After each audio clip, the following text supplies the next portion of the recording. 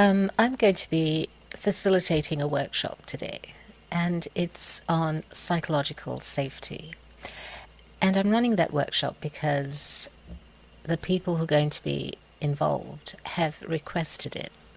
And they've requested it because they have realized, to some degree, that often they don't feel safe in certain situations.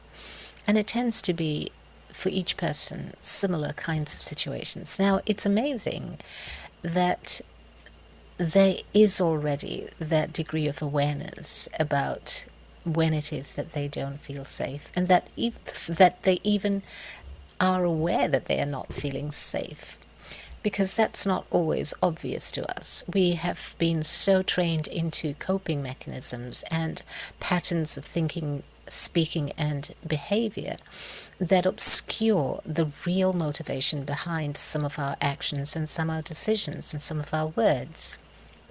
So, to even recognize that we're not feeling safe in a particular situation, especially situations that are so familiar to us and so routine, might come as a surprise. And I think it will be a surprise for our participants this evening when they realize that there are many other situations where they have and they do feel unsafe, but they have not recognized it, they've not been aware of it, and they have either not thought too much about it or have been so caught up in their so engaged, I should say, in their coping mechanisms and they just assume that these are just, they're normal. It's just normal behavior. And so it's no cause for concern until we pause and really look at it with clear eyes, clear mind, and an open mind.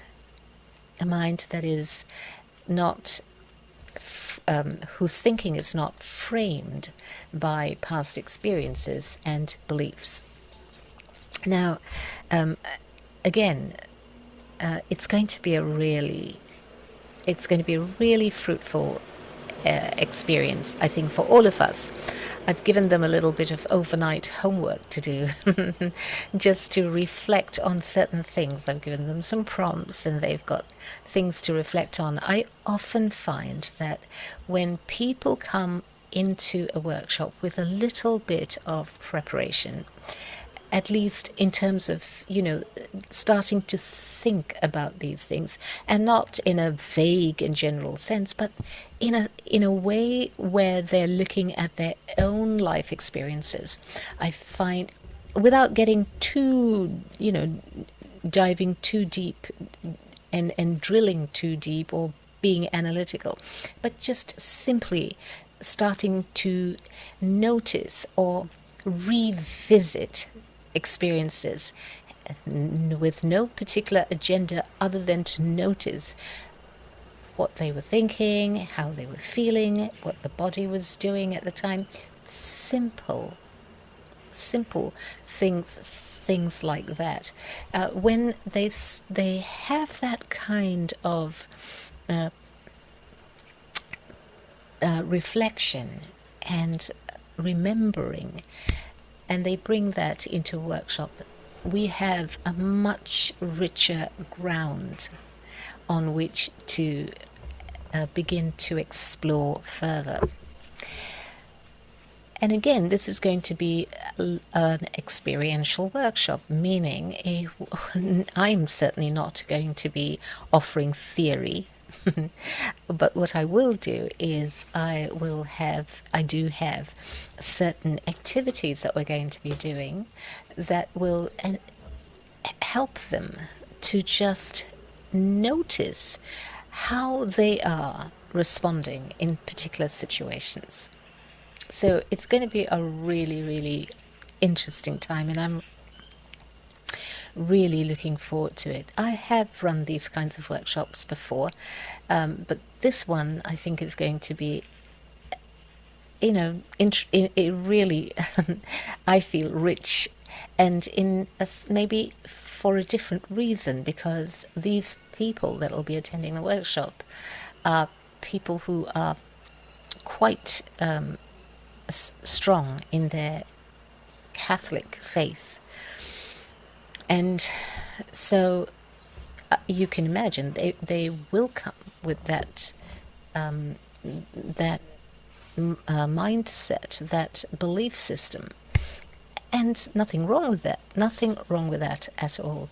But what will happen is we'll get an opportunity to revisit some of those beliefs, to start to explore them using their own, content material. So what I mean is I'll be taking something from the Bible, one of the stories about Jesus, and we'll use that. And I'm not going to give away too much, but what I will say is that it is a passage from the Bible. It relates an incident involving Jesus, and typically people tend to interpret that passage in a certain way. Tonight we're going to use the lens of safety and see what we can mine from that by looking through that lens, how we might reread that gospel passage. How interesting, how really, really interesting. At least for me it is, and I'm pretty sure it's going to be as interesting for them, as enriching, because not only are we going to do that, but we're also going to pay attention to the body and to provide the body with different scenarios from their own life and scenarios from their imagination. Pretty exciting, if you ask me. Okay, enough of that. Guess what today is? Today is the 30th day. And in theory, technically, it is the last day of my 30-day adventure.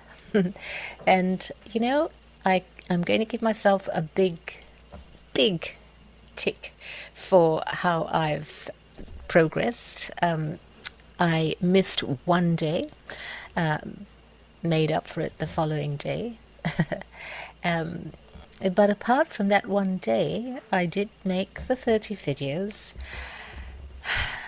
And as I said, technically today is the last day of the adventure. And, I'm thinking, and I have been thinking about what I'm going to do after this. And honestly, I feel that it has been such a great experience, and it has helped me in a number of ways. It certainly helped me be less concerned about making mistakes, about not being as fluid as I would like to be.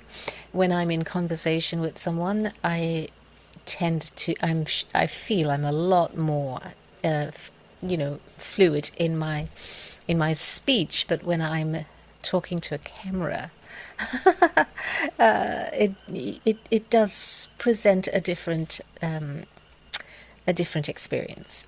And so learning how to accept all the imperfections, and just saying, so what? So big deal. So big deal. This is me when I'm in this situation. Why would I try and pretend to be otherwise? So it's been a wonderful experience, at least in that way. And then to just, to trust, to have faith that whatever I say will be good enough. That's another big one. Not just how I say it, but what I say will be good enough. And again, some people will think of it as being humble. And if humble means being grounded rather than, accepting that I am less than I want to be or think, I'm not into that kind of humility, the second kind. But the first kind, humble, where the root word, is, comes from humus, which is off the ground. And so I take humble or humility to being that state of groundedness. Well, if that's what we mean by being humble, I'm happy to accept that. Yes, this experience has certainly helped me to stay grounded in terms of, my expectations of myself, or rather my acceptance of whatever happens. Expectations, aspirations, oh, they always exceed they always exceed the actual performance or the actual experience that I'm having. No, I've not said that wrong. I really do mean they always exceed the outcome, right? So yes, I do have aspirations that exceed any outcome, and that's a wonderful thing. If you ask me, it's a wonderful thing. It's not like I'm craving something different, but that I am entertaining the possibility of something more beautiful, more no, I'm not going to say more beautiful, but something that takes me into the experience of more beauty, of more joy, of more kindness, of more love, of more freedom, of more peace, and all of those things, without discounting the fullness of all of that right here and now. Okay, and finally, I do want to ask you if you have any suggestions for what I might do going forward. Perhaps you have some themes that you would like me to talk about, or maybe some, I don't know. But yeah, if you do have any suggestions, or maybe you will have some questions that you might want to put to me and that I could answer. Whatever thoughts you might have on this, please let me know. And as for what happens tomorrow, I have a feeling I am still going to make a video. What kind of video? I don't know. More than likely it'll be similar to the ones I've been doing. I don't really know for sure. I haven't made up my mind on that yet. To be honest, I haven't even thought that far. But I would love to hear what suggestions or questions you might have. Okay, so please do share them in the comments.